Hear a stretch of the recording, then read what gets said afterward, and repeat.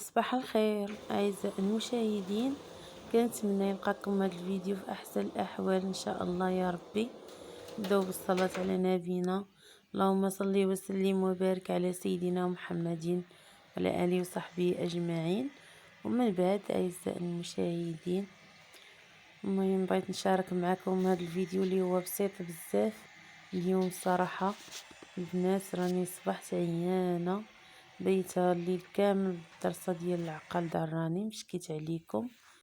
اليوم السبت ما تيقراوش الوليدات، المهم فقت على خاطري ودرت ليهم هاد المخيمرات هادو بالزرع، داك الدقيق ديال الزرع متكامل بالنخاله ديالو، ودرت عليه بحال هكا زيت العود وفطرنا. ومن بعد كان راجلي ما تيفيق بكري، تيمشي للخدمه، جا مهم مع وقيته الغدا جاب لي هاد الحيمات هادو. ايوا فكرت باش ندير غير ستيك في المقله، ايوا ودرت ليهم واحد المقيله.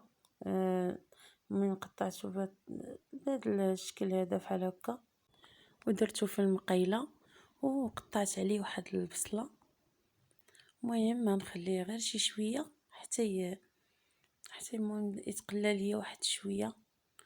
المهم غادي ندير فيه شويه ديال الحامض ولا الخل ديال الحامض ديال السيترون بحال هكا، غير باش ديك الحيمه تهشاش شويه وطيب. المهم هنايا قطعت الفلفله حلوه على شكل طولي بحال هكا، الحمراء والخضراء، وقطعت مطيشه حتى هي بحال هكا. المهم هنا غادي نخليهم ان شاء الله تطيح هذيك الخضيه ديك الفليفله وهذا ويطيبوا. المهم كما كتشوفوا صافي هنا راه طابت المقيله ديالي، جات معلكه وغزاله، جات زوينه الصراحه، جات لذيذه بزاف. المهم صافي من بعد جاو عندي بابا واختي ودرنا الكوتي بحال هكا، شويه ديال كرواسون مع الحليب ونيسكافي اللي بغاها. صافي وصلنا لنهاية الفيديو، كان فيديو خفيف وظريف، ولكن كنتمنى يعجبكم، يكون عند حسن الظن ديالكم. ما تنسونيش تعليقكم زوينه كيف ديما، واللي لايك وتبارطاجيو مع الاهل والاحباب، ونتلاقاو في فيديو قادم ان شاء الله. مع السلامه.